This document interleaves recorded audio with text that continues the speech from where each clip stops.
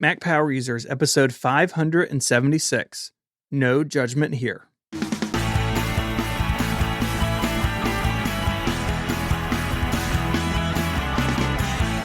Hello and welcome back to Mac Power Users. My name is Stephen Hackett, and I am joined as always by my friend and yours, Mr. David Sparks. Hey, Stephen. How are you doing today? I understand you're dealing with snow. Yeah, Memphis, like a lot of the U.S. right now, has winter weather that we normally don't have. And so I've got 3 or 4 inches of snow at my house, with more snow coming today and then more coming Wednesday and Thursday. So it's a real adventure over here. Yeah, and like we were talking about this recently, but your city doesn't have like the infrastructure, right? No. So I think we have like 3 snow plows for the whole city of, giant city of like 1 million people. So yeah, it is just kind of every person for themselves when we have snow and ice. But, the kids are having a good time. We built a snowman, and they are sledding around the corner at a park right now. So everyone's having a good time. Good. I'm glad that you're okay. And I hope you don't freeze to death while we're recording today in your little studio. If I just talk less and less as the episode goes on, it's because my lips are frozen. Okay. Well, things are nice here. It's cold here, too. I mean, today I had to put a long sleeve shirt on. It says it's 65 degrees out. Oh, that's rough. It's 8 degrees at my house. Yeah. Oh, my gosh. That's really terrible. Cold. That's terrible. Well, it's time for a feedback show, and we've got a big pile of it today. So you just want to dig in on it? Yeah. Let's jump in on that. We should say first, on More Power Users today, we're going to be talking about our first Macs. And I know people may think that sounds like a Stephen topic. It's not. You put this one in, so I'm very excited to get to that with you. If you are not a member of More Power Users, you get an extra long ad-free version of the show each week and a bunch of Relay FM perks. You can go to relay.fm/MPU/join to learn more. We would love to have you. Yeah, things get a little crazy after dark on the Mac Power Users. It'd be great to have you there. Right. We got an email from Deborah about dictation and voice to text. And I thought about doing a show on this, but I don't know that there's a full show on it. But her question was, she's using Apple voice to text, and she feels like it's a step back from Dragon. And she just wondered what I thought about it and if I'm doing much dictation these days. And the answer to the question is I am doing a lot of dictation these days. And just like Deborah, I do miss the passing of Dragon. So, Dragon, made by Nuance, has been the premier voice-to-text engine for a long time. As I understand it, they're in Massachusetts, and Apple has its own voice-to-text team that is in Massachusetts. My guess is I'm sure there's some cross-pollination of employment there. And what I would say is that while Dragon isn't there anymore, I was never happy with their customer service model. It was always really hard dealing with them. For a while, I was a big fan of their iOS app, but it was $15 a month, and they really made it painful to unsubscribe, and it stopped working at one point. So with Apple in charge, you get universal voice to text that works everywhere and doesn't cost you a bunch of money. So that's the upside. This is more accessible to everyone. If you own an iPhone or a Mac, you can start using it. However, there's some wrinkles to all of this. The first is there's really 2 flavors of voice to text as distributed by Apple. The first one is Siri dictation, and you're probably familiar with that on your phone. It's a little microphone button next to the left of the space bar on your phone or your iPad, and you just tap that, and you can start talking, and it does a pretty good job of transcribing your voice. And that's great for like a text message or like a brief paragraph. It has a timer on it. I was trying to nail it down over the weekend. It looks to me like it's 60 seconds now. So you get about 3 to 4 sentences, and then it just stops, which is no fun if you're in the middle of a sentence. It also doesn't have custom vocabulary. So if you have particular words or industry-specific words or people's names, sometimes it just doesn't get them. But it works a lot better than it ever has in the past. In fact, I think you use that sometimes, don't you, Stephen? I do. especially on the phone, not so much on the iPad necessarily. Usually my iPad's in a keyboard, so I don't feel the need. But yeah, I don't. I definitely don't use it as much as you, but it is. It's great for quick things for me. Yeah, and so that's a solution that works, and I'd encourage you if you haven't tried it to give it a try. If you want to, on the phone, I find it very useful for things like text messages because I can speak them much faster than I can type them. Mm-hmm. But there's more to it. On the iPad, it works really well. I've talked on the show about my workflow where I review PDFs for clients and I dictate notes into drafts, and I can use that fine for this, so long as I'm not talking too long. Now, over in the Mac, you've got the similar feature, which you enable under the keyboard setting, which is something people don't realize, where you even find this thing. Go to the keyboard setting. It's the tab on the right, I think, called dictation. You just flip a switch. You used to have to download a big file to make it work. With the most recent version of Mac OS, they've taken away that necessity. And I've triggered it. You can set the trigger button. For me, it is hit the right command key twice. So you can do however you want. But if I hit the right command key twice, I can start dictating, which is kind of nice. Unfortunately, on the Mac, again, there is no custom vocabulary. And they have instituted a timer, which historically was not there. I mean, if you go back a few years on the Mac OS version of this dictation, you could just keep talking and it wouldn't stop. I don't know why they put the timer in. Hmm.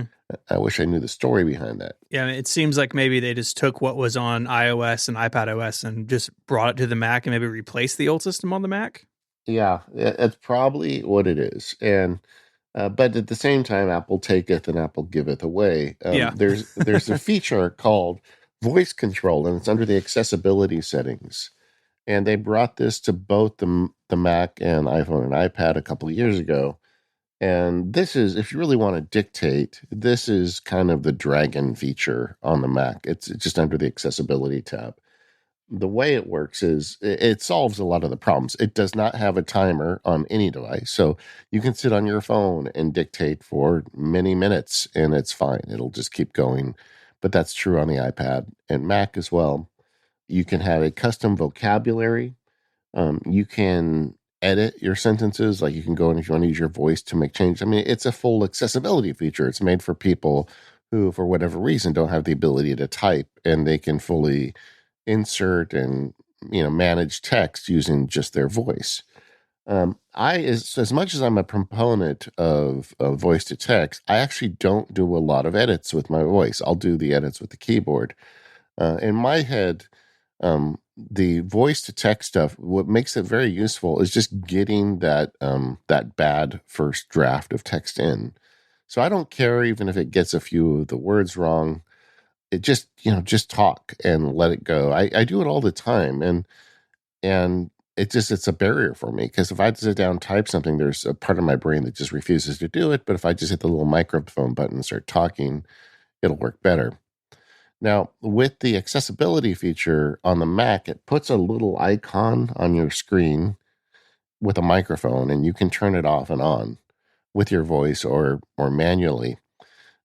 You cannot, however, turn the accessibility feature on really easily on the Mac. You have to actually go to the accessibility panel. I spent an hour over the weekend trying to write an Apple script to automate this, and I'm like 80% of the way there. I haven't got it exactly working the way I want. If I can figure it out before the show publishes, I'll post it at the blog.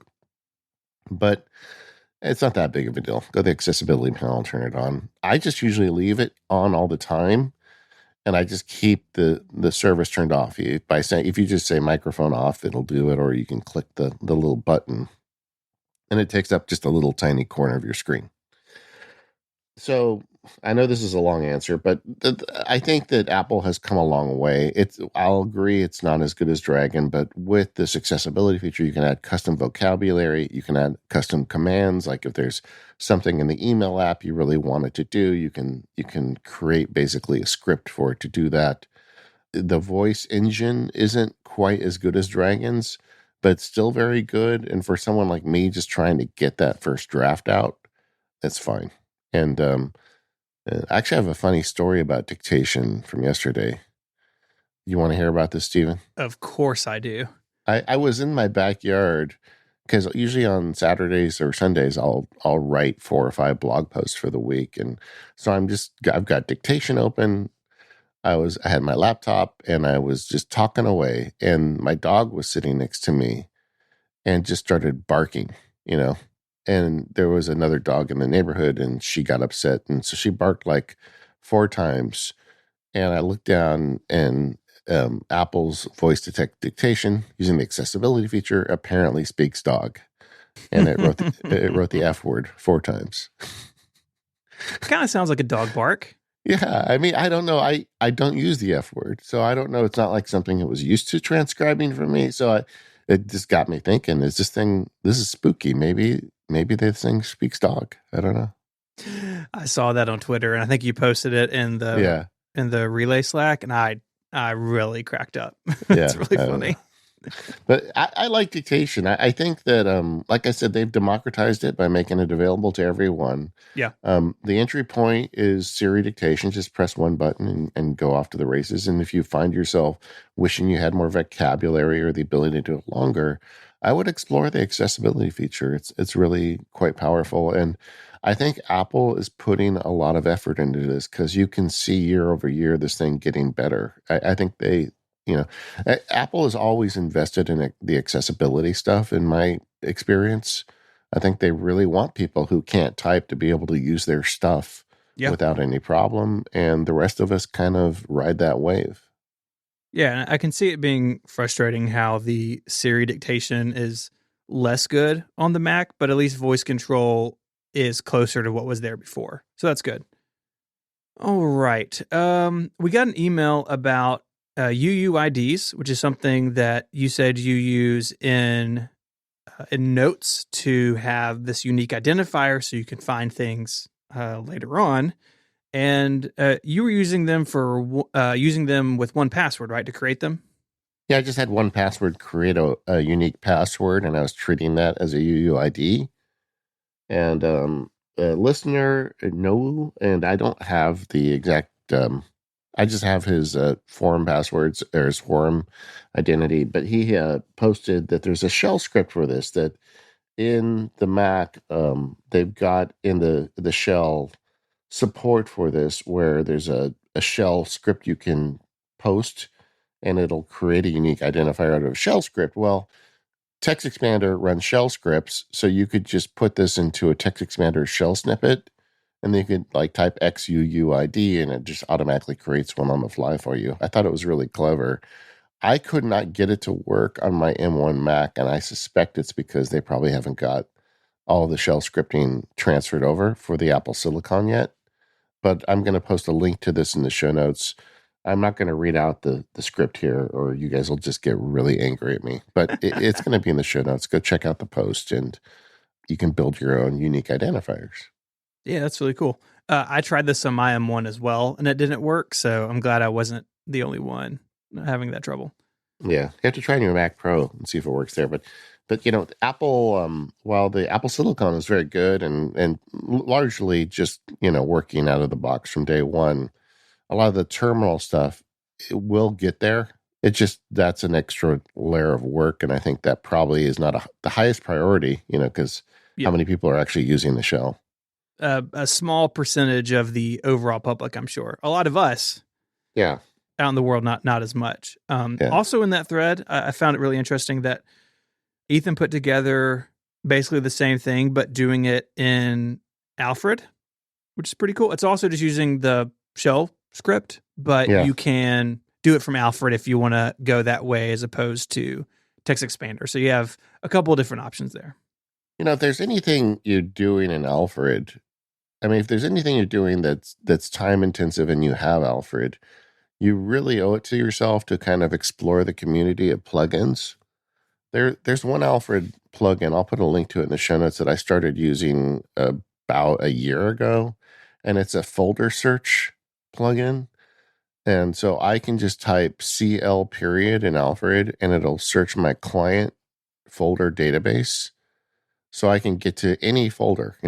Steven's my client. I just type CL space Steven, and it gives me a list of every folder that has the name Steven in it in my client folders.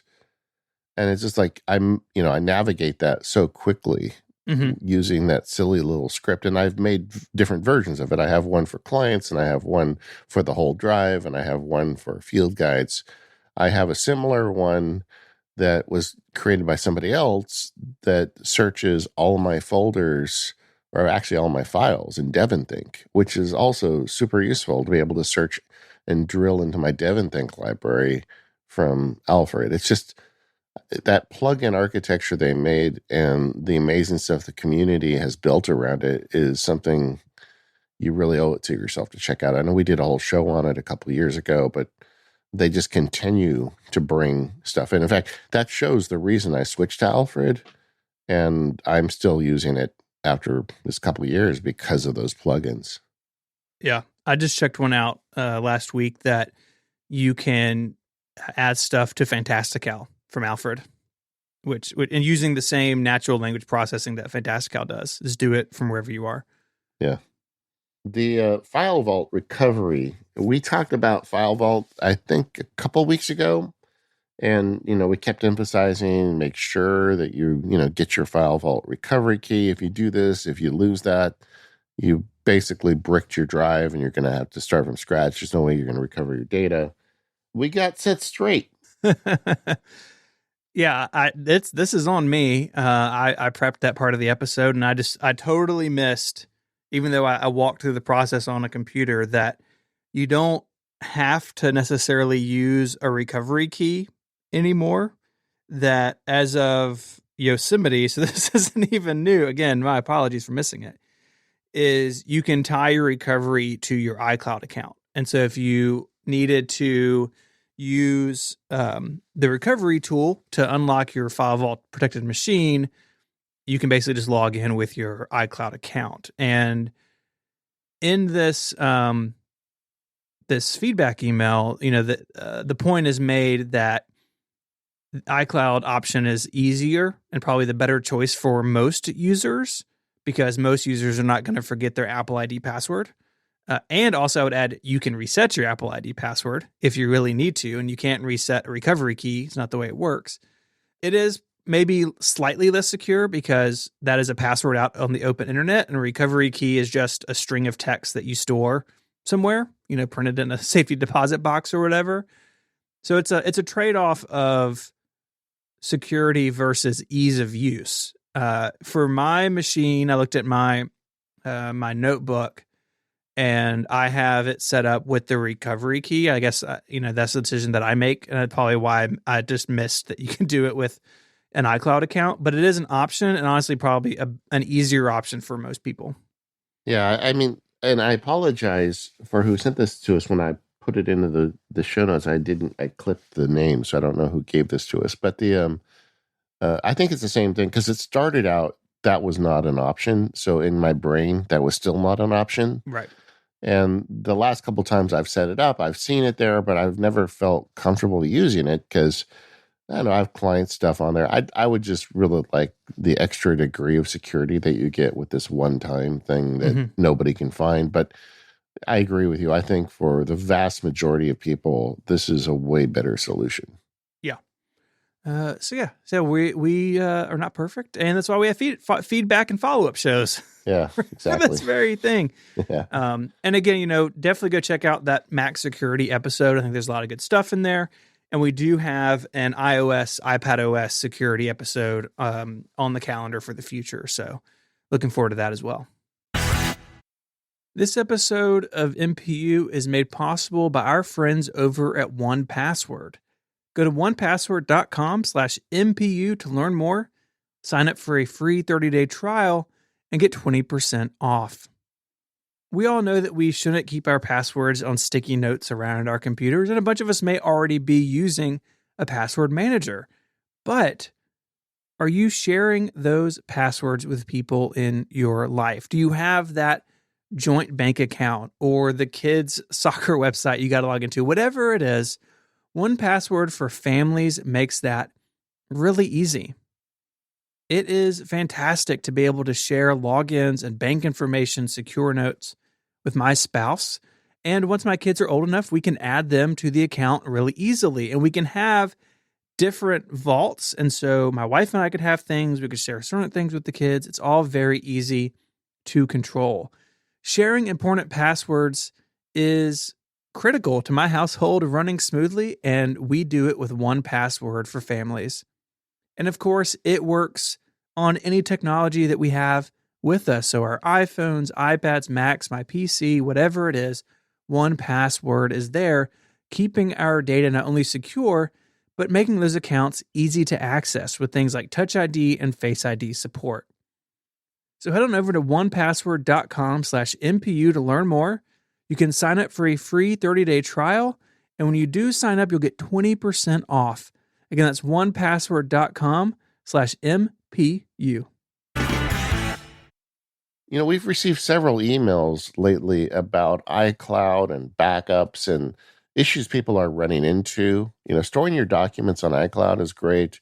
Apple gave us the ability to have the documents primarily in the cloud, which is very useful if you've got a laptop with limited SSD storage. But that can create issues. And I've had actually 2 or 3 email exchanges with listeners on the subject. And the problem they have is like they're running a Backblaze backup or a offsite backup or a local, and the computer is only backing up the files that are physically stored on the computer, which kind of makes sense. That's the nature of a backup. And if you've got your stuff partially in the cloud and partially on a device, you're not actually getting a full backup of your files. So what I tell people is if you're going to use iCloud and you're going to have stuff stored in a cloud like this, if at all possible, have one computer.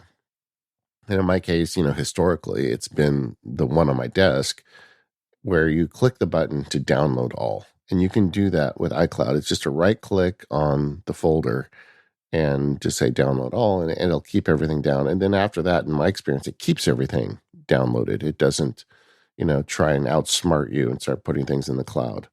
But if you do that, then you've got everything on the local drive, and then suddenly all those external sources can work for you. But it also got me kind of thinking, like, how are we using iCloud these days? How are you using iCloud, Stephen? Yeah, it's a great question. And I think it's definitely worth considering the features and then, backup and data security and that stuff. So looking at my iCloud preference pane on my Mac that I'm sitting in front of, I have everything checked except for mail. I don't use iCloud email for a couple of reasons. The primary one is its junk filtering is just a joke compared to Gmail's. And so I prefer Gmail for that. But, all the syncing stuff like sync Siri and home and stocks and news and that sort of stuff I'll have on. I use iCloud Photo Library. My SSD in my Mac Pro is big enough. I have my whole library locally. So to the point we're talking about, those photos are backed up also to Time Machine and to Backblaze because iCloud is a syncing mechanism, not necessarily a backup mechanism. And so I have all those files locally on my disk. Now on my laptop, the SSD is way smaller, and so I just have the thumbnails on. And I feel okay with that because, again, they're all locally on my Mac Pro, being backed up to 1,000 places. Okay. We spoke about contacts and calendars and, just a couple weeks ago, definitely use those through iCloud, use Apple Notes pretty extensively. As far as iCloud Drive, I have it on. I don't have anything in there that apps don't put in there. So I rely on Dropbox for my cloud syncing.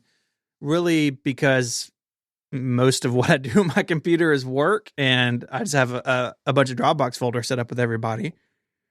I do not have on any of my systems iCloud Drive syncing my desktop or my documents folder. That's an option, and it's a good option for some people, but that just doesn't work for the way that I work. I don't really need it. And so I have that unchecked in the iCloud Drive section. There's a bunch of options. So I do not let it sync my desktop and documents. I think that feature is useful if you have a laptop and desktop. When I did have laptop and desktop, I had that turned on, and I find it very useful because the desktop for me is very much temporary space. Yes. But if I'm working between 2 different computers, I want to have that stuff there anytime I go there. And I know that got kind of a bad reputation because when it first started, there were some technical issues, but I'd been using it for a year or two and not really had any problem. Yeah. Overall, I use iCloud. Like Steven, I have news on the mail front, so I'm going to put a pin in that. We'll come to that later. Okay. But I do think that the file storage is good. It's fine if you're already paying for the iCloud storage to go ahead and use it. You can rely on it. It's fast. Though, the thing I don't like about iCloud sometimes is the lack of transparency. With Dropbox, you know exactly what's getting downloaded and what isn't. And iCloud tries to, kind of take the don't worry your pretty little head opinion about this stuff. And I want to worry my pretty little head. I'd like to have more control. The trick with iCloud storage is that right click download all button to kind of force it to download stuff you want on your drive. But I use it quite a bit and I'm okay with it. I mean, it generally does the job. I still think Dropbox is better at giving you manual control and it's better at sharing. Even though iCloud has added the sharing features, they're just not as seamless as they are in Dropbox. Mm-hmm. But the advantage is you don't have to install Dropbox and all of the cruft that comes with installing Dropbox on your computer.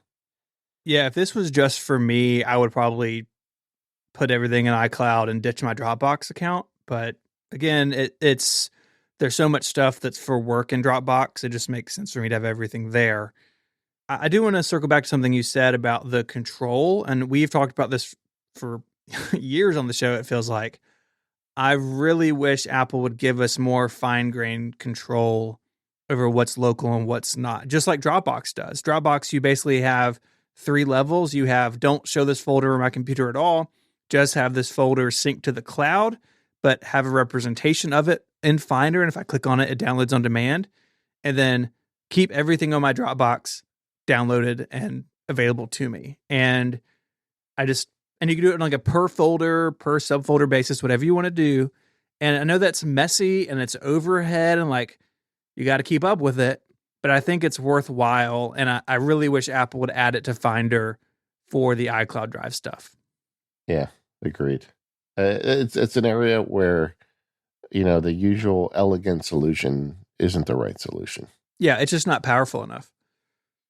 We talked with Jeff Richardson about when did iApps. I had never heard of this category of app before he started bringing it up on the show. And these are the apps. They're kind of like inverse habit apps where you put in when you did something and it tells you how long it's been since you did it, change the oil in your car or whatever. We got a bunch of email because I questioned the app category because I'd never heard of it. I stand corrected. I got all of your email that you guys love these apps. And I guess I don't know if I need to say more than that. We heard from a bunch of people using them for a lot of different things. When you get the flu vaccine, when you change the air filters, I get it. I guess I just need to install one of these and give it a shot. Yeah, I kind of feel the same way. It was not a category I really thought about. I mean, for me, I have I have things like repeating things in my task list and I adjust the repeating depending on what I need. So again, like the example of I need to replace the air filter, right? Yeah. So my house, it's every X number of months, whatever it is, I don't remember because when that time comes up to do, it just tells me. And so it doesn't really matter to me when the last time I did it. It's just that I know when to do it again. And then as far as looking back, I've got so much history in day one. And that combined with like the photos widget and memories thing, I feel like I'm kind of covered on like the emotional side of it too. And so I haven't ever really thought about going this way. Like I need to know, okay, the last time I did this or that was 15 days ago. And on average, it takes, 25 days. I need to do it again. That's sort of inverse of the way that I think about it. Does that make sense? Like, yeah, it does. We did a whole show on day one, but I even have a journal in day one for like personal management stuff. Like I logged when the air conditioner guy came out and cleaned and fixed the air conditioner and I took pictures. I could actually go look in day one to see when that happened. So I kind of do it through day one as well. Are you still using day one a lot? a ton, using it very, very frequently. Like I said recently on the show, I have a weekly task of like move some photos that seem important into day one every Yeah. Friday. Yeah. And I don't have as many journals as you do. I've got 4 set up. My main one for daily tracking, one for like what I call fake Twitter, and then I keep a dream journal, which is very, very odd. I've really learned that I have very strange dreams sometimes, and I've started writing them down, and it's hilarious to read them in hindsight. There you go. For instance, 1 year ago, I just opened day one, and it told me about it. I had a dream that a possum had babies in the cab of my truck, and our dog adopted them. And all of us were really freaked out because possums are horrifying. Yeah, they are. I don't know why that was in my head a year ago, but now we're all just sharing it together. Yeah, we have possums here too. And one day I went out to move the car late at night, and the possum was across the street, just sitting there looking at me, and I felt like it was going to follow me in the house and murder me. Yeah, they're freaky. Yeah. I did an experiment with day one because I'm really into this personal knowledge management stuff. I'm going deep down the rabbit hole on that, and because Obsidian has end-to-end encryption, as does day one, I thought, well, maybe I can do some of the daily journaling stuff in Obsidian, and I quickly realized, no, day one is the perfect tool for this. Why am I messing this up? And so that experiment only lasted a week. That's okay. Yeah. We talked about shelf apps, and Robert let us have it in the forums. And he kind of makes a point. Shelf apps are cool because I forget which one we were talking about in reference to this. I think it was Yoink. I think so. Yeah, but you're saying, look, with iCloud, everything just is everywhere anyway. So why don't you put it? Like there's a desktop folder in iCloud. If you put something on the desktop on your Mac, you can access it on your mobile device in the desktop folder in iCloud. And all these are good points. It's kind of like the password for full disk encryption, where that's another way to do it. But I just have always done it through shelf apps, and I kind of like the convenience of a shelf app. So it's something that's worth for me to pay a few bucks to have a different platform for it. But yeah, that's another way to do this. I keep a folder in Dropbox called temp. And if there's like a file or something that I just need to move from one place to another, I just put it in the temp folder. And then after a few minutes or a few seconds, it's on my other computer or whatever.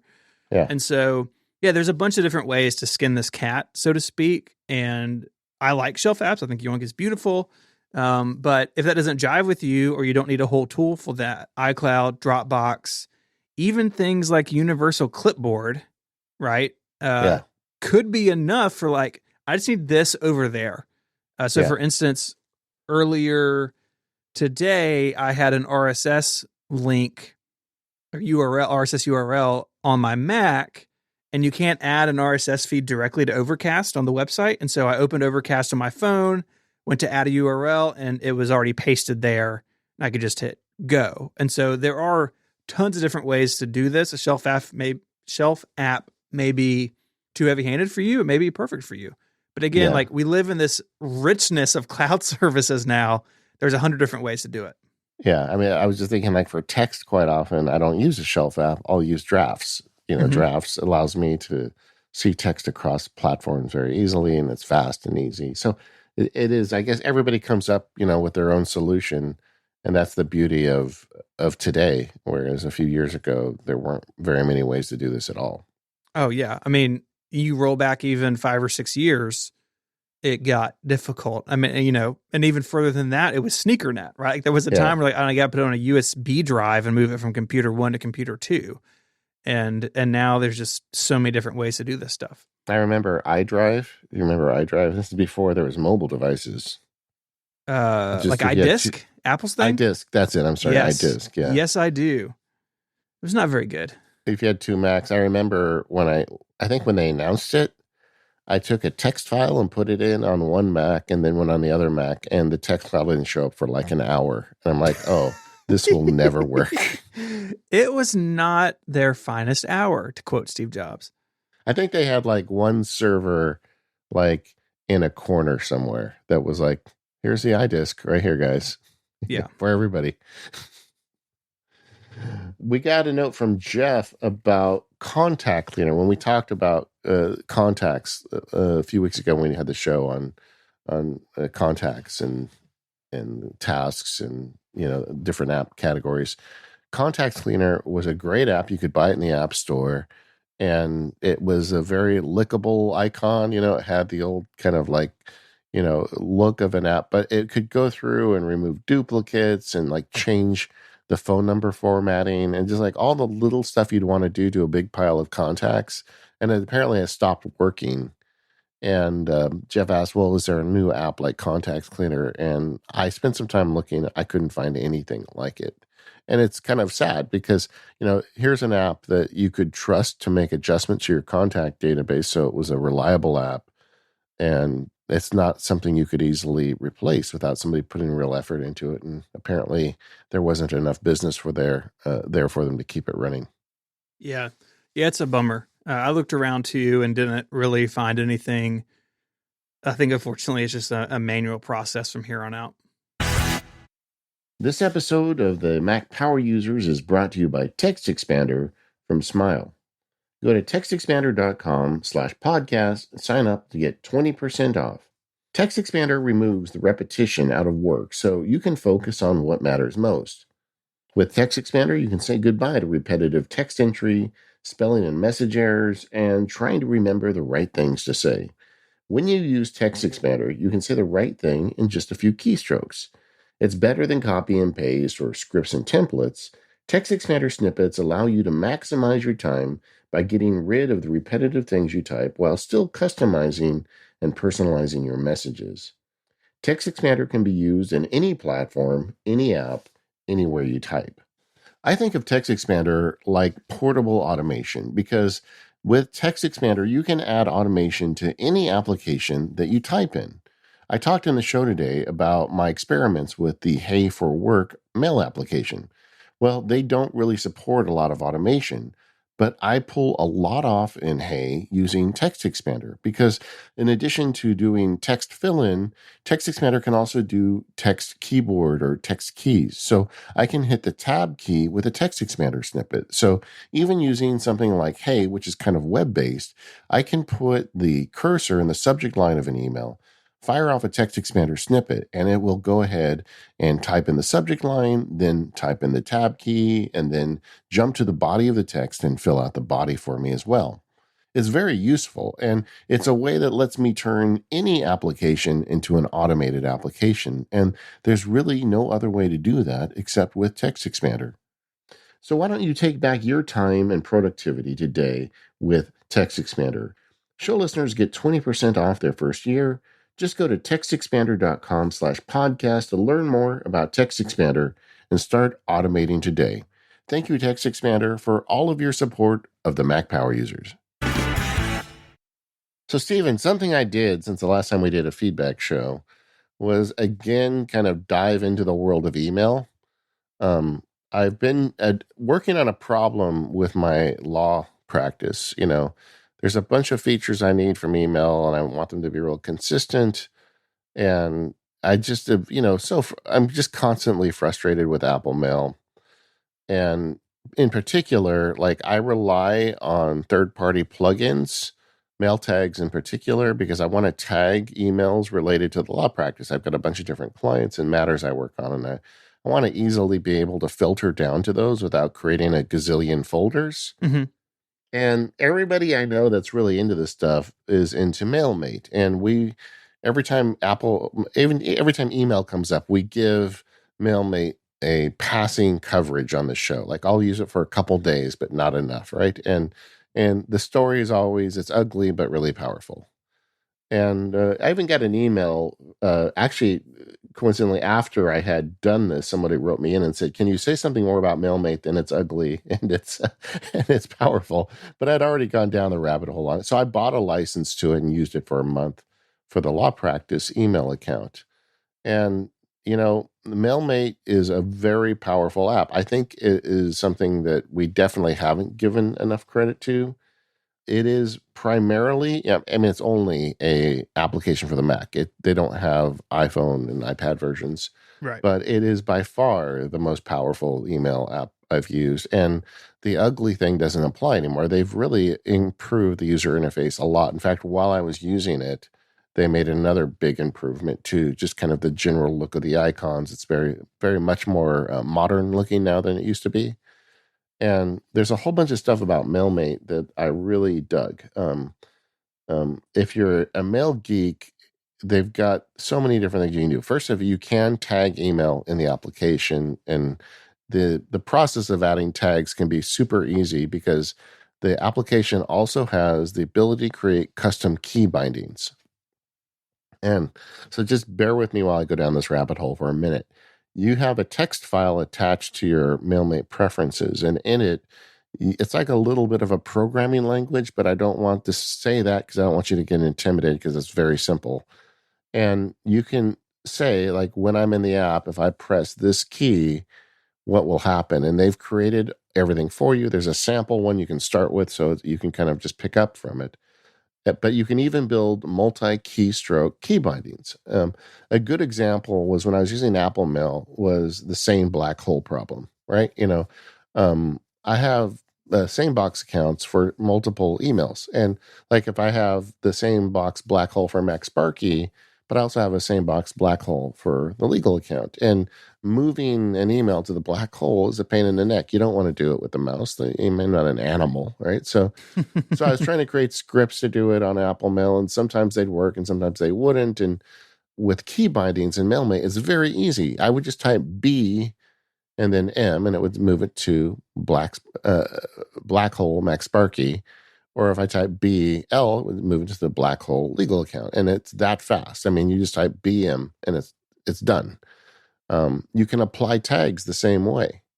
You can move it to a different box the same way. I mean, I once I built my key bindings file out, I was sold on MailMate. I mean, it is so good for that stuff. And then it's got like all the little features that you wish a mail app developer would come up with, or things that you haven't thought of. Like I prepared an email in MailMate and I was sending it to somebody. It was a law related thing, and I said attached is the contract, blah, blah, blah. I hit the send button, and then MailMate pops up a dialog and says, hey, your email contains the word attachment, but there's no attachment. Do you want to attach something to this? It's like, mind blown, right? I mean, have you ever had an email app do that to you before?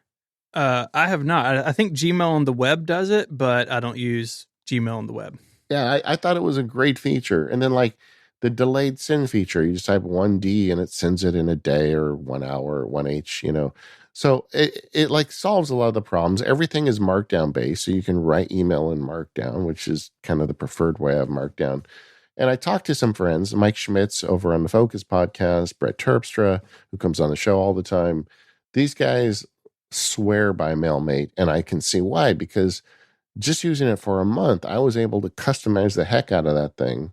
If I had continued using it, I think it'd be even more custom now. And I think that MailMate is a great solution. But there's a couple ifs. The first one is if you don't want to do mail on a mobile device because there is no mobile version. Now, Terpstra gets around that. He uses Spark email on his mobile devices and MailMate on his Mac.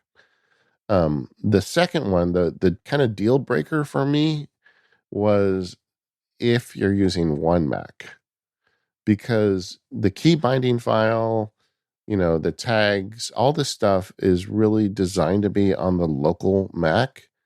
And when I had a laptop and a desktop, this was actually back when I still had my iMac Pro, I was running into all kinds of trouble getting that sync file to work across two computers. And ultimately, and I did some research, I wrote the developer. Ultimately, I made like the tag file in a way where Hazel could see it and then share it across, the cloud and show up on the other device.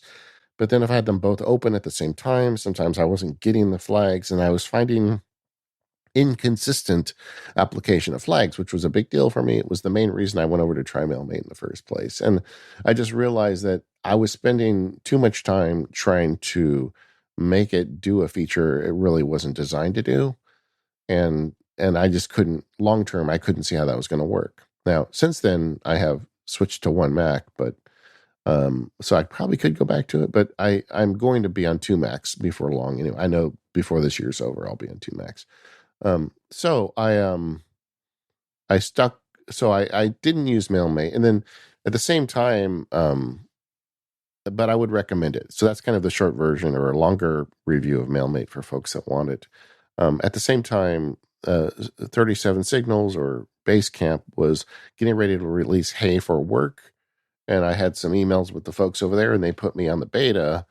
And I decided to try the law practice on Hey for Work. And so I switched over to Hey for Work, and I thought I would share some experience on that too. Yeah, I'd love to hear it. You good on MailMate though? Have I answered your questions? Yeah, I think so. I mean, All right. when I saw you had added it to the document, I put it on my Mac as well, and it does look great. And I think that it is as powerful as ever. But the two Mac thing is definitely a problem for me. Yeah. Yeah. And hopefully that's on the whiteboard and they get that sorted out. But right now it was just too much. So, Hey for Work. That is such an opinionated mail system. Hey is. But I've got to tell you, after having it now for a month and a half for my work system, for my law practice, I think I'm going to keep it. To give you the short version, it doesn't give me all the stuff I typically want. Like with MacSparky email, I do a lot of cool stuff with email. Yeah, I use third party services and scripts and all sorts of cool things.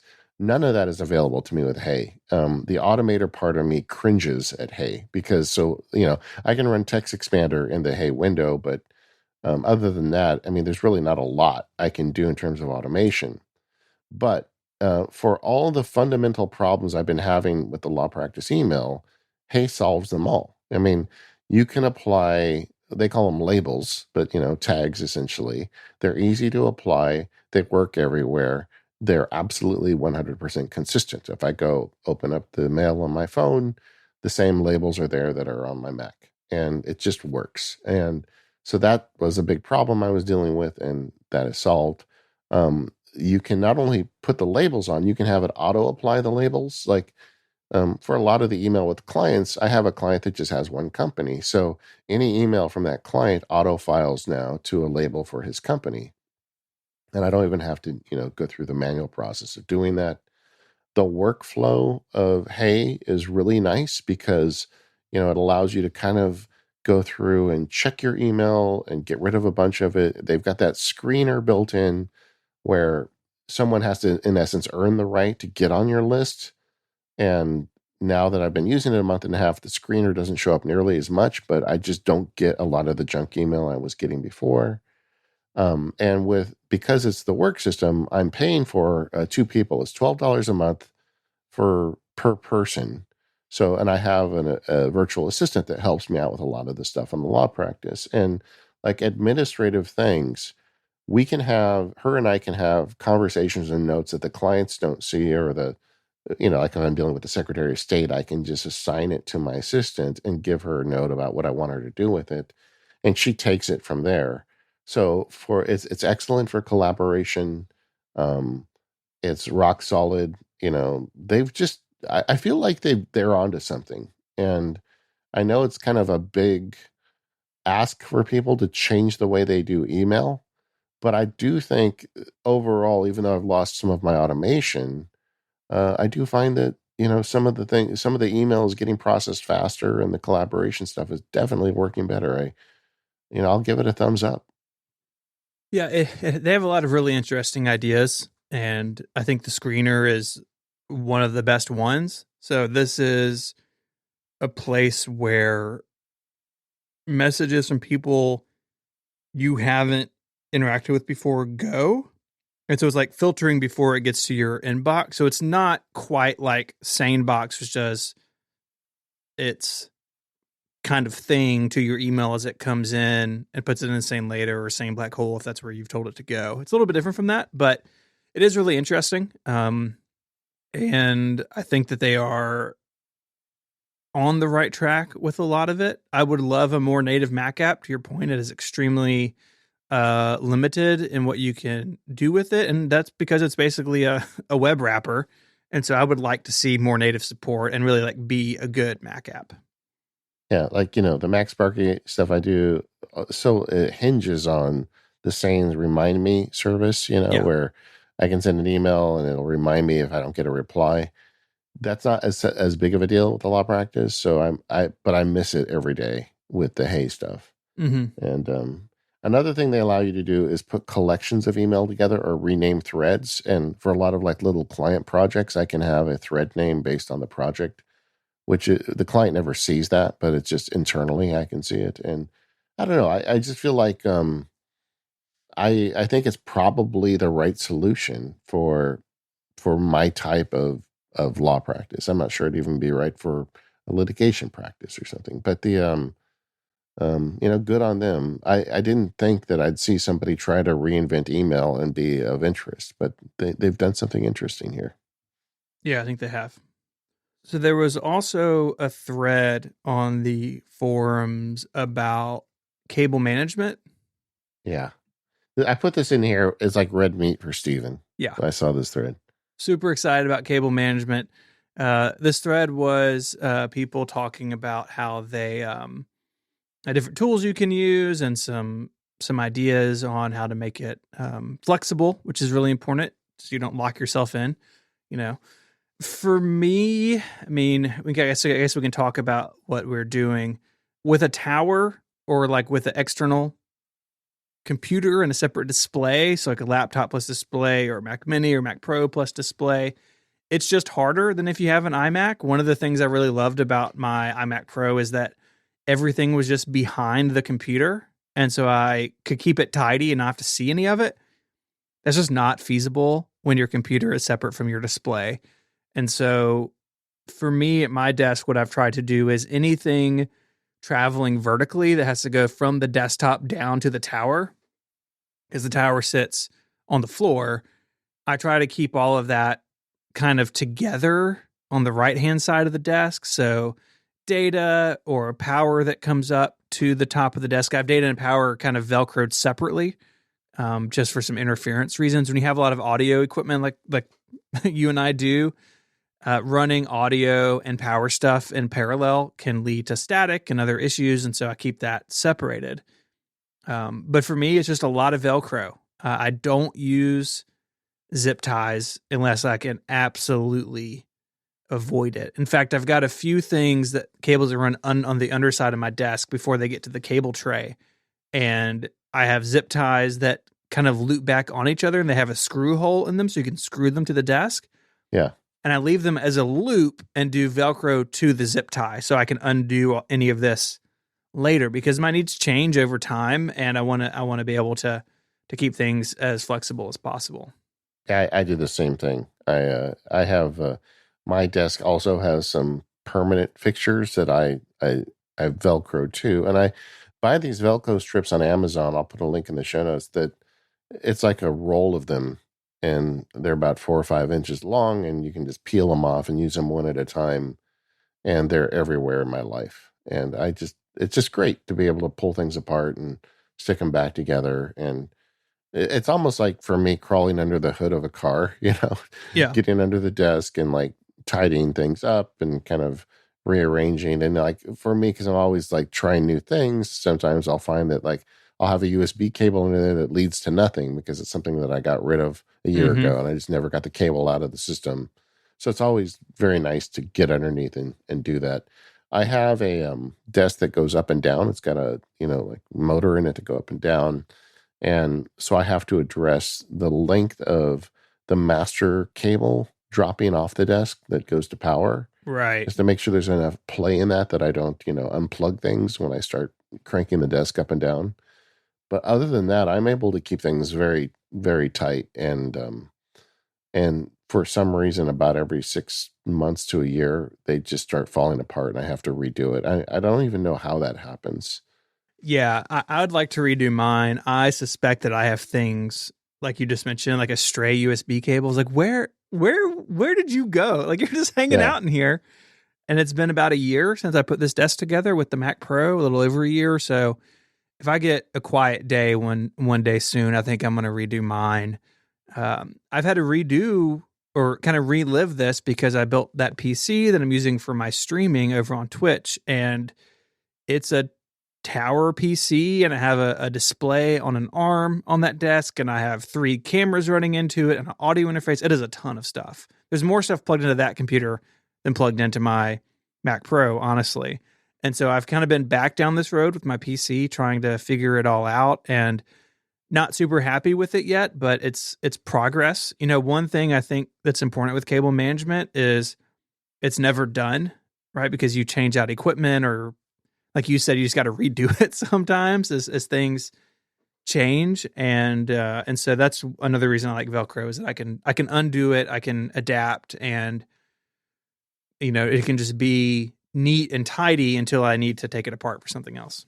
Yeah, I'm very motivated to have good cable management practices because I had to abandon my studio. My daughter moved back home, and I'm in a downstairs room where when you walk in my front door, you almost immediately see my setup. So like when people walk in the door, I don't want a bunch of cables hanging around. That's like a little anal retentive thing for me. But yeah, a couple things in this thread that I thought were cool. Somebody got a Google image where they took the little bread ties, when you buy a loaf of bread, how they have that little plastic tab on the end. Yeah. And they took that off and they write a label on it and they put it on power cords. So when you're looking at a power strip, you know exactly which power cord goes to what. I thought that was a good idea. I've done that with a label maker historically, where I just make a label and I loop it back on itself around the power cord. I actually think these little tags are maybe a better solution because the labels are long and this is a much smaller solution. I would just say that, label makers aren't that expensive, and putting them into play when you're dealing with a bunch of cords can be really useful. Do you ever do that?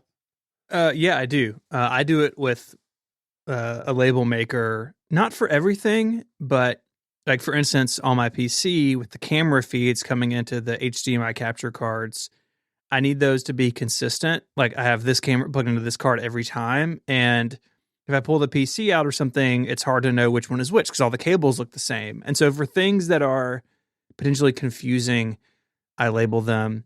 I don't do everything for the same reason you mentioned. I don't think a label maker is the best solution. This bread tie thing is genius. And so I may start snagging some of those from the kitchen and and using them. Another thing I did is my network shelf. I had an 8-port. You call it a switch, right? Where you have one coming in. Because I've bought so much Internet of Things junk over the last 10 years, my 8-port switch was no longer enough. So I upgraded to a 16-port, and I realized that it was just a complete mess under there. And all these really long cables, they were all gray, and I was nuts. And I just went on Amazon and I bought 10 1-foot Ethernet cables, and they were all different colors. It was like a multi-pack where every cable in the bag was a different color. Nice. And they're all 1 foot long. And it has made my life so much easier in terms of running that. It's like a shelf for me, where I've got the switch in the back, and the thing for the Sonos and the thing for the Eufy cam and all the little things, and having a different color cable for each one, man, total game changer. Yeah, my network closet. It's literally a closet. It's in the top part of our youngest son's bedroom closet. His bedroom's in the center of the house. That's where the Comcast comes in. Yeah. And it is a mess in there for all the same reasons. All the cables are too long. The power management's not very good. Like it's a disaster. And so this has inspired me to get after that one of these days. Yeah, I mean, that bag of cables was like $20, and it's like it's nothing. I don't think I've spent $20 to get more joy. Yeah, in a while. Yeah, I potentially have a lot of this on my future. I am in the early stages of preparing to expand my studio, and so part of that has been in fact, I asked in the forums, like, what app should I use for this?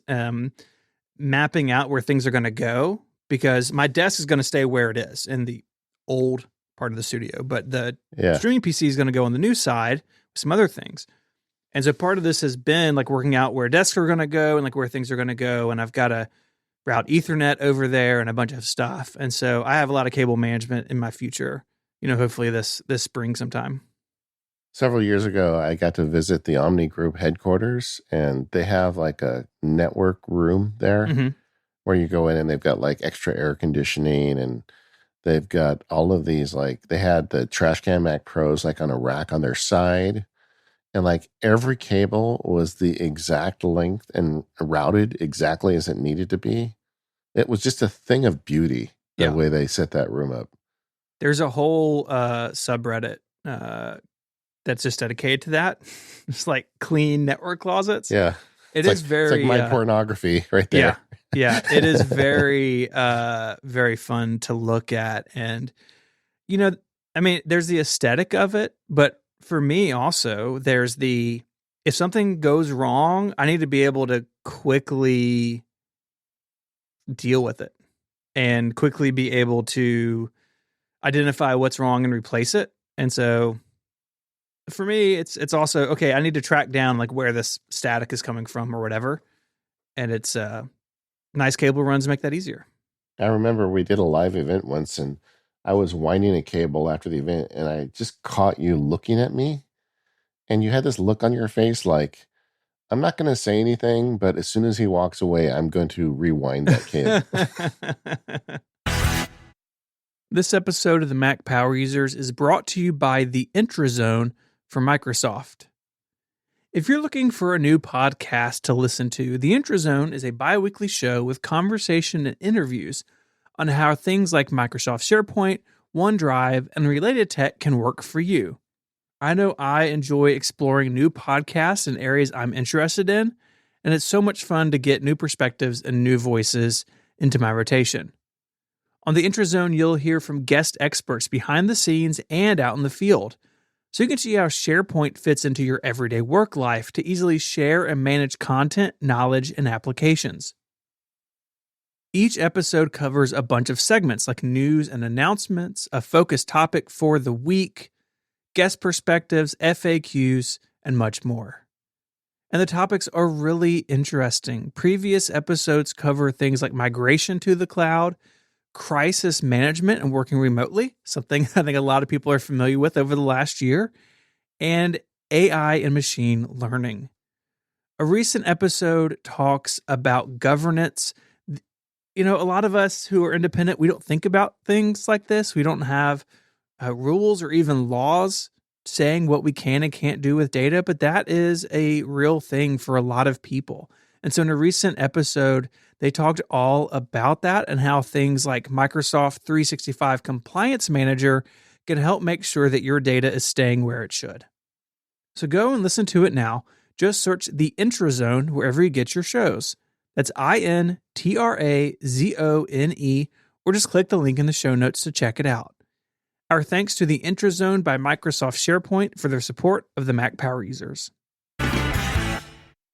We've had several emails lately from listeners dealing with old Macs. I think it's partly because of the pandemic. A lot of people are like recycling Macs and sending them around to family members.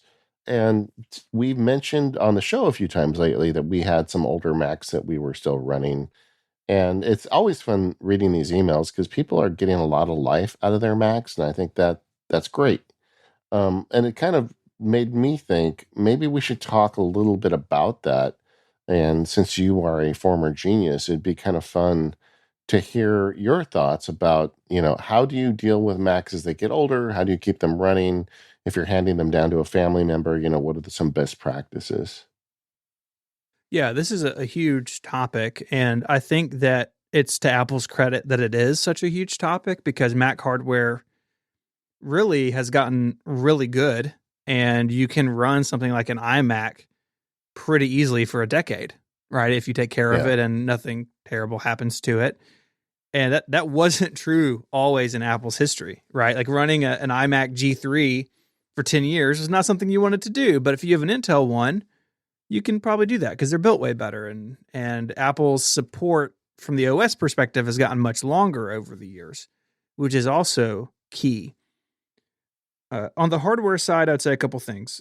One, if you're running an older Mac, and it's got a spinning hard drive in it, and you can afford it, and it's something you want to spend money on.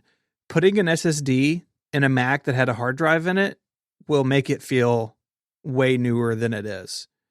I've done a bunch of these in iMacs over the years.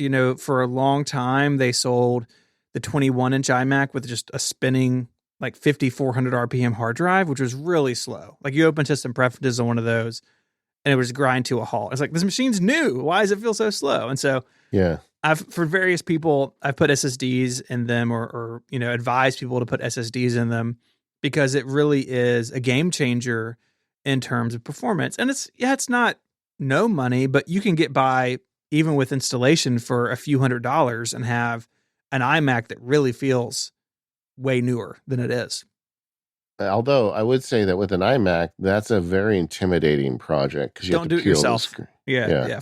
Find an Apple authorized service provider to do that, because you have a lot of delicate parts in there, and you got to deal with glue and adhesive and stuff. Like, I mean, if you're mechanically inclined, like, I guess it's worth a shot. But if you're not, like, don't do this. Find somebody who knows what they're doing, because you can get into a problem pretty quickly, unfortunately. Yeah.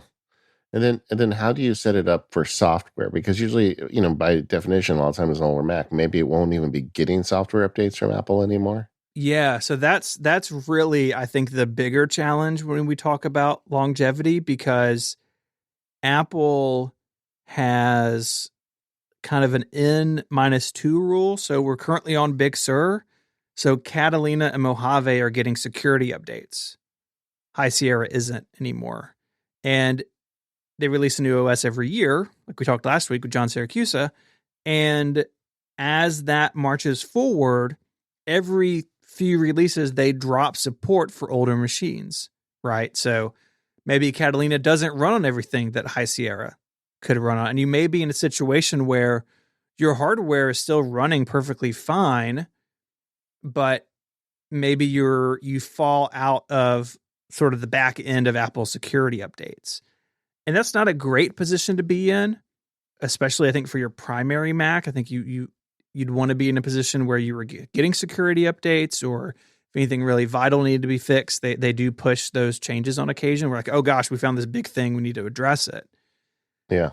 But even as I say this though, because Apple supports stuff so far back with their OS releases, like, I think what Apple's goal is, about the time you're out of software updates, you're kind of ready for a new Mac. And even though Macs can last longer than that, I think that's what Apple aims for. And I think that when you give it away, you kind of tell people, keep it in this condition. Like, so we had the very first unibody MacBook. I think it was a 2008 machine. I remember it because it had levers on the bottom where you took a panel off the bottom. Yeah, to get to the battery in the drive. Yeah, and so my wife had it for years, and then when she got a new one, I took the drive out and put a new drive in it. It was a spinning drive. It wasn't an SSD, but I put a bigger drive in it, and we gave it to my mother-in-law. And my guess is, I don't know, about 5-6 years ago. It's been a while. So whatever version of the operating system I told her, don't do updates on this computer, because I felt like updates are only going to make it worse. And so I knew that it was kind of a security risk, because it's not going to continue to get security updates, but it was already out of class for Apple. They weren't updating it anymore. And then she eventually got some money and bought herself a MacBook Air. And she was just over recently. And one of the reasons I put this in the show notes is I asked her, what happened to that computer? And she said, well, I gave it to my pastor, and he's still using it. So that computer is now 13 years old. Mm-hmm. And it's still an active service. And I just think that's something, that's kind of great that Apple can make something that can run that long. I'm sure the battery must be garbage, and I'm sure the drive must be full, but knowing my mother-in-law, she probably gave it to him with all her data still on it, but it's just, that's kind of cool, Yeah. And I think battery is definitely the other thing to keep an eye out on. I mean, obviously on desktops is not a problem, but you will run into issues where the battery just doesn't last what it did, or maybe it even starts to swell. That can be common on older Yeah. notebooks. And the sign there is the trackpad doesn't click anymore because the battery's under the trackpad. So that's something to keep an eye out for. What some people get into is they have a machine that is marked vintage by Apple, which means after 5 years, they have this list and it's can't necessarily get parts for it anymore. And then after 7 years, uh, basically Apple discontinues all hardware support for them without any exceptions. And so you've got to look to like third parties for parts. Again, if you have an Apple authorized service provider in your area, they're much more flexible. They can maybe put an SSD in a machine that's vintage where the Apple Store won't touch it. So sometimes you got to do a little more work to have something serviced. But again, we're really talking about drives and batteries. We're not, that machine, all of a sudden the display is probably not just going to up and die all of a sudden, right? The hardware quality has gotten so much better that these machines just last longer. And I think that's great because Macs are expensive and buying a computer is a big deal, and it should be an investment that you make for a long time.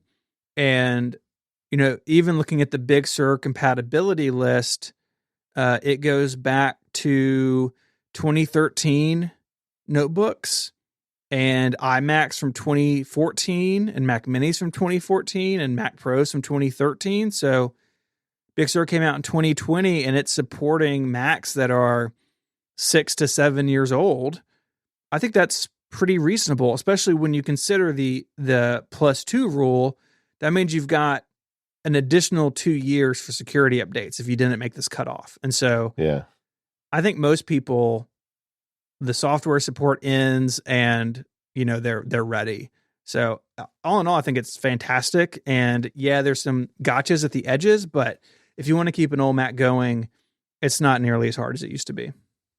And the other thing I would say is, unless you're Steven, you want to create a museum someday, I would not leave a Mac on the shelf. If you've got one that you've replaced or not using anymore, because they've got this longevity, give it to a school or a friend or somebody who could use it, and let them get the remaining life out of that machine. Yeah, definitely. There's always someone who can use a machine. Very often there'll be, like I know in Memphis this is true, there are various programs like jobs training programs or ongoing education programs that work as like in like the nonprofit capacity, who will take donations, right? Of, hey, I've got a machine and they need a computer for somebody, maybe someone who's in school, going back to school, starting a business for the first time. So there's always opportunity. And honestly, there's a rolling gap in my collection. I think the newest thing sort of in storage in my collection is probably a 2015 MacBook. I'm not gonna give that computer to anybody. It's so slow. Yeah. But like my previous notebooks, I either sell them or like my mom has one of Mary's old MacBook Airs, and my brother and sister-in-law have, an iPad that I used to use and another MacBook Air that my wife used to use, right? So there's always people who can use these things. So if you're one to upgrade on a regular basis, I agree. Find a way to keep them in service. Last bit on this I would add is, and Stephen, correct me if I'm wrong, but Apple will take any Mac, anything with an Apple logo on it, and recycle it for you, no matter how old. And so if you get something that's just truly end of life, don't throw it away. Bring it to Apple. Let them responsibly recycle it for you. Yeah, absolutely. So speaking of Macs, I got a new Mac. Oh, did you go with the M1 Mac Mini? Not quite. I made reference, I think, on the last feedback show of Macs that got away in my life. Sure. The two I lusted after the most were the SE30 when that one came out. I wanted it so badly, but it was like, I think it was like $5,000 at the time, and which is like, $15,000 in today's money. And then the other one was a Cube. I had a friend who had a Cube. I used to go over his house just to admire it. And a listener wrote into me, listener Brian, who is a Mac enthusiast. And he wrote me an email. He says, Dave, I've got a pristine SE30 that I'm not using. Would you like it? And I'm like, did they not have my email? Come on. apparently he didn't. Come on. Don't you already have an SE30? I don't have an SE30. You don't? I have an SE. I don't have a 30. I love that. I love that so much. I have an SE30. You don't. Anyway, Brian, not only did he send me an SE30, he like replaced some of the capacitors. He installed software on it. He sent me like it was like a brand new SE30 out of the box, booting it up, seeing I don't know, it brought me so back. So he sent this thing to me and I've had so much fun. It's been on my desk for a few weeks now. I've done some writing on it and just fiddling with it. And this isn't the old Mac show, but I just thought it'd be worth, mentioning that I've been using an old Mac and it's been really fun and brings back a lot of memories. Even just like the way the operating system has changed, which isn't really that much, but it has changed a little bit. Yeah, the bones are the same, right? Like Yeah. still got a menu bar, still have an Apple menu. Sadly, it got a little crack in the plastic in the shipping because I posted a picture of it on Twitter and Brian wrote me back, said, "What's up with you? Did you crack it already?" I'm like, "No, it came that way. I thought it had been cracked when you shipped." So something happened in shipping where there's a little crack in the plastic. I'm sure this is very old plastic, but it's a great Mac. He even sent it to me in the carry case. Oh yeah, so I've got one of those. It's awesome. Yeah, so it's just. It really is great. And like so many things they got right back then, like the control panel is so efficient, and so organized. Like when you look at the control center or control panel on the on modern Macs, I have no clue how they organize the icons in it. It feels to me like it's like a dartboard system of deciding what goes where. And sometimes they move around between releases. So I always just use the search field in system preferences. And with these old Macs, they didn't have to do as much, but it's just so efficient the way they lay out the control panel. I just loved it. And that industrial design of the box with the monitor in it and the handle on top, and you can lift it and move it around the house. It just brought back so many memories for me of doing so much work on these computers. I'm just sitting here smiling as I think about it. And Brian knows me. Oh, by the way, Brian does FileMaker work. So if you're into FileMaker, you may want to go hire him. But we'll put his website in the links. It's a beautiful machine. This is a great example of an SE30. I'm looking at your picture on Twitter and it is in really nice shape. How is the yellowing? A lot of these plastics get yellow with UV light over time. Does it look darker than it should? Yeah, there's definitely some yellowing. I mean, I remember vividly the shade of the SE30, and it's no longer that shade, But it's cool, and like he put on HyperCard and MacWrite and Microsoft Excel back before Microsoft Excel became what it is today. And HyperCard in particular, I went back and played with that. And I know there's been like a web version of HyperCard and people have played with it, but I feel like that is where my love of automation and just customizing computers began, was with that app HyperCard. I used to make all sorts of cool things I do with HyperCard, and seeing it there again was really fun. Shuffle Pack was there. I forgot about how small the screen is. I mean, that is a tiny screen, man. Yeah, it's 9-inch CRT. Yeah. Running it. It's actually where the name of my website comes from. So these classic Macs run at 512 pixels by 342. Yeah, 512 pixels. Yep, that's where it comes from. Yeah, but it's still, I don't know, there's just something to like about it. I forgot how often you had to hold the mouse down for interactions because it was only a one button mouse, and so that was kind of fun remembering that. I totally forgot about fan noise, because modern Macs, even the ones with fans, make no noise, and this thing is loud.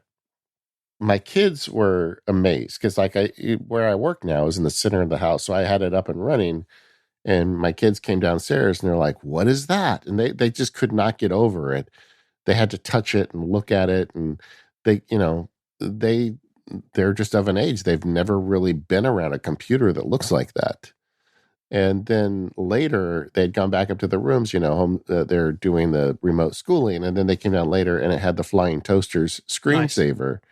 And they were amazed by that. They're like, that is crazy. How did you do that? Yep. So that was kind of fun.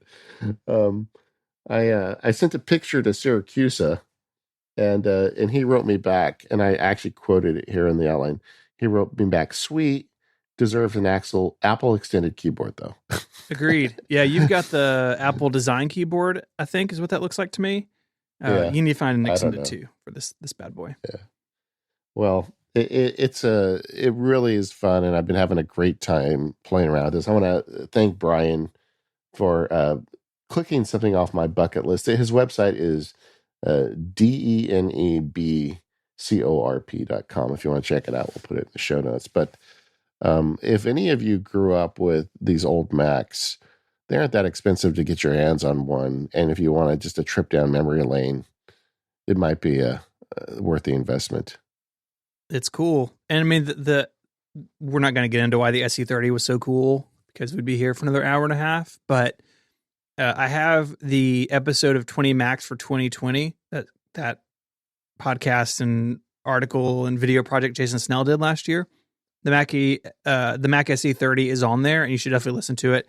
It's basically the pinnacle of the compact Mac series. It's not the last one, but the ones after this one is good. This was the kind of ultimate compact Mac for a bunch of reasons. Definitely go check out that episode because it's a lot of fun to listen to. Yeah, and you've got the pricing here. Yeah, it was right at about $5,000 to buy one at the time. Mm-hmm. Yeah, it was expensive. It really was, but it was the most powerful thing you could have if you wanted this form factor. And it had like an expansion slot, so you could do things. Syracuse had a like a video card in an SE at some point, I think. So you could really make it way more than what the compact Mac was in the beginning. It may look like the original Mac, but it is far beyond. Yeah. And you know what? It's still pretty snappy. I mean, like I did some word processing on it. I played with Excel and like I was making hypercard stacks, and it works fine still. Yeah. That's great. No, I'm really happy. This is really cool. I've had my eye out for a good one for quite a while, and they don't come up, so you've got a rare bird there.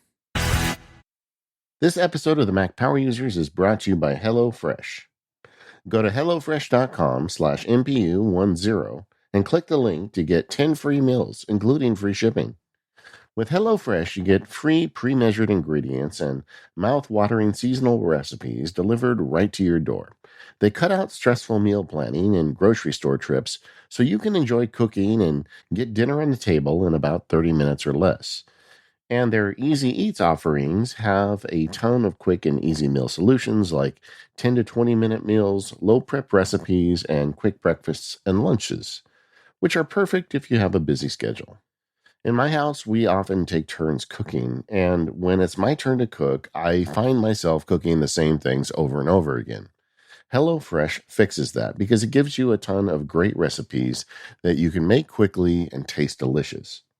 I love to plug into a podcast or an audiobook, open a HelloFresh box, and make dinner for the family.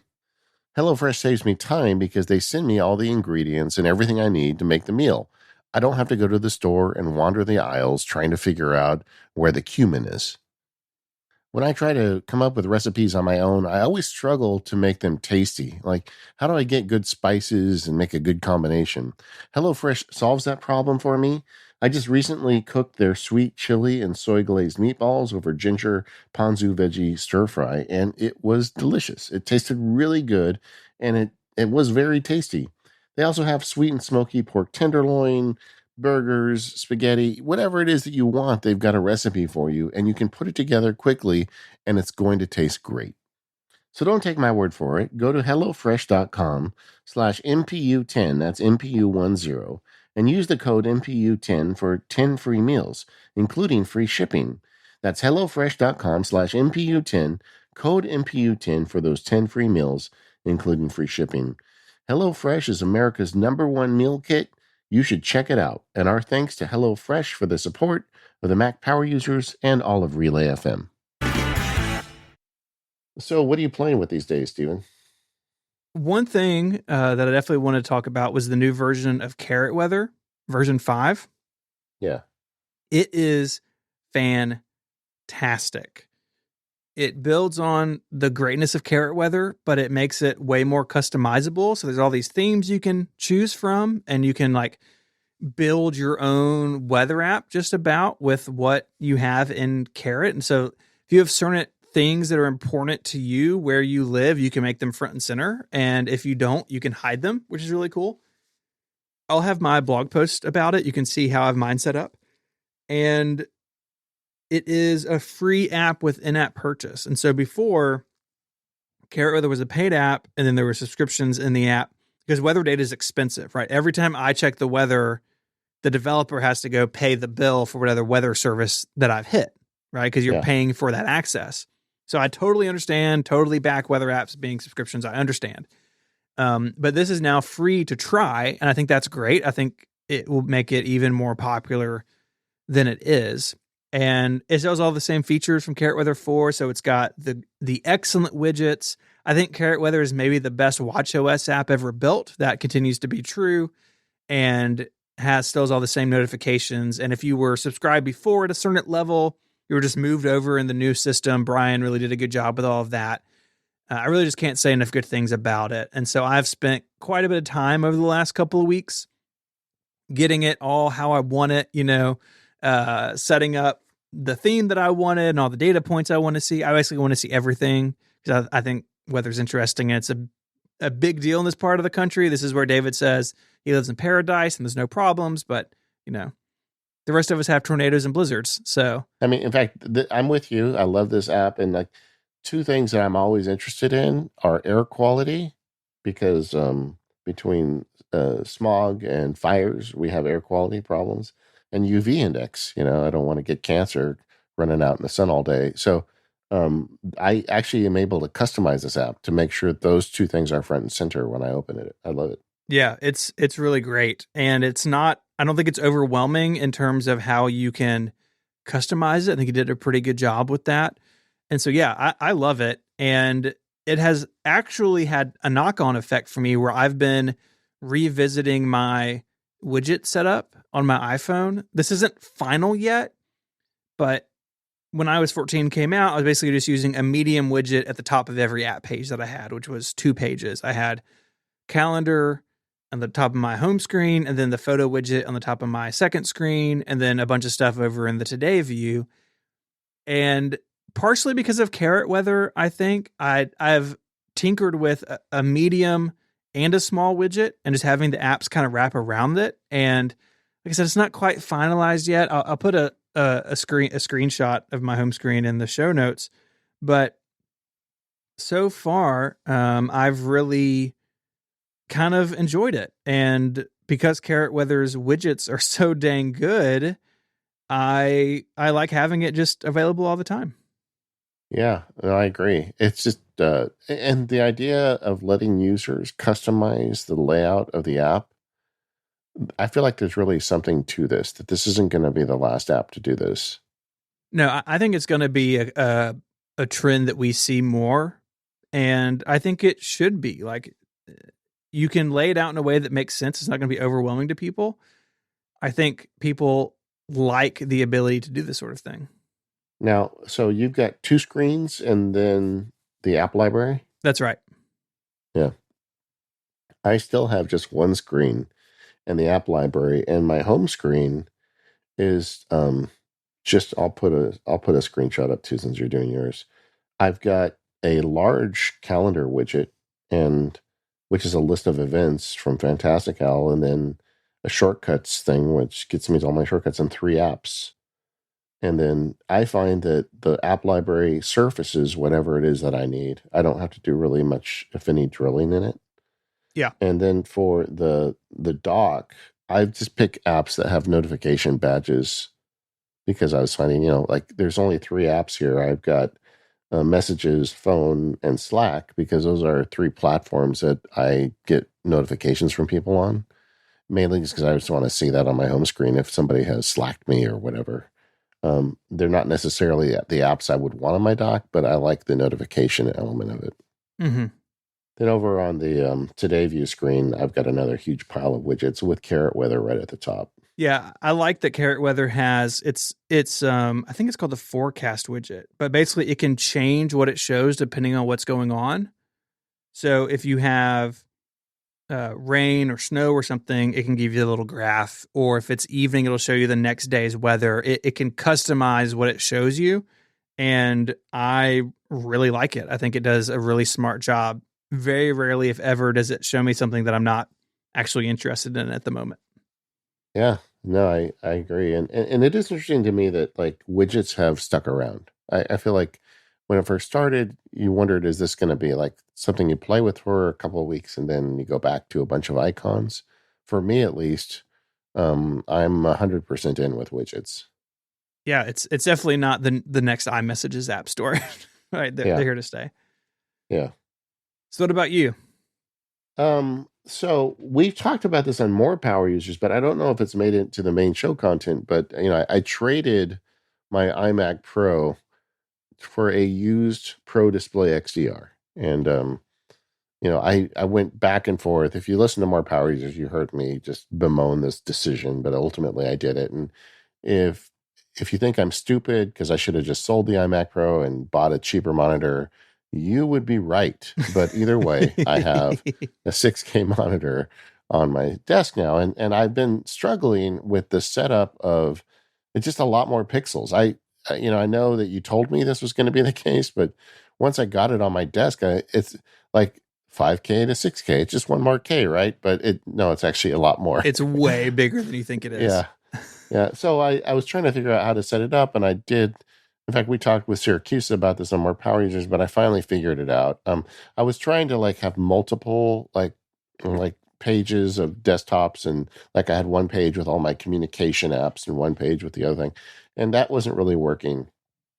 And everything felt tenuous. And Mac OS really, even though it has spaces, spaces can like trick you, and then like it'll start jumping to different screens when you don't expect it to, and the whole thing felt kind of rickety to me. So I am just using one screen now since I've got all this space, but I have gone crazy with my screen setup shortcuts and Keyboard Maestro. So I have, if you think about the Control Option Command keys, right, and then the arrow keys, it's between those two setups that I do all my screen placement. So the first setup is there's four quadrants on the screen: upper left, upper right, lower left, lower right. So it's like if you could imagine, take this massive screen, you could put four apps on at any one time. And I know this isn't entirely accurate, but it almost feels like the space of a 13-inch laptop screen in each quadrant. Um, so I use to do that. I have Control Option, which is the left two buttons, and then up and down arrow keys gets you upper left or lower left. Make sense? So if Yeah. I hold down Control Option, two of the three, the two left ones, an arrow up or down takes the current app and automatically moves it to those spaces. And then if I put Option Command and then arrow keys, it does it on the right side. So I can very quickly move things to any quadrant on the screen. And then the other one I do is I hold down all three of them and arrow up key, and that is the center screen. So what it does is it resizes the window to 60% of the screen size and puts it in the direct center of the screen. And then if I hold down those three and I hit the lower button, it takes the app and makes it 25% and puts it in the bottom. And that is basically the drafts key. Like if I just want to quickly add some text, write some text somewhere, I can open a drafts window in the center bottom. And then the other thing I do, if I hold all three of them down, Control Option Command, I hit left arrow, it takes whatever window is currently open and makes it the entire left side of the screen. And if you hit the right key, it does it for the entire right side of the screen. So with some very simple keyboard shortcuts, I can put a window left, right, any quadrant, or dead center. And then I work all day just, making adjustments as I need. And in my head, I've decided each quadrant kind of means something. Like the upper left quadrant is the working quadrant, and usually OmniFocus is there. But also like Obsidian and some of the stuff I write in is up there. And then if I just hit, the with a trackpad, if you spread your fingers, or for my mouse, if I hit a button, I forget what's the name of the view where it blows everything up and shows you every window. Yeah, expose. Expose. I can see everything that's underneath them, so I can tap between them as I go through the day. So each quadrant may have 2 or 3 apps stacked there. I don't have the ability to see like a piece of each one, so I can like use my mouse to find it, but instead I just use expose and then click on the one I want. Got it. So the top left corner is more like production.